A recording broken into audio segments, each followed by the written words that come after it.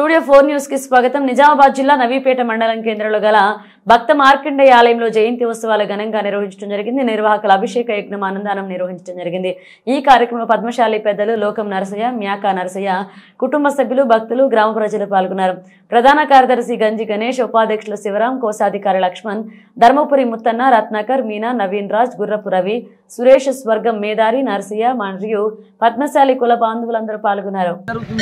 అందరి సహకారంతో మా యొక్క కుల బాంధవుల సహకారంతో ఈ యొక్క కార్యం దిగ్విజయం అయింది. ఇక్కడే దిగ్విజయం ముందు ముందు కార్యక్రమాలు కూడా దిగ్విజయం చేయడానికి అందరికి మనవి చేస్తున్నాం. జై మార్కండేయ, జై మార్కండేయ, జై మార్కండేయ, జై మార్కండేయ.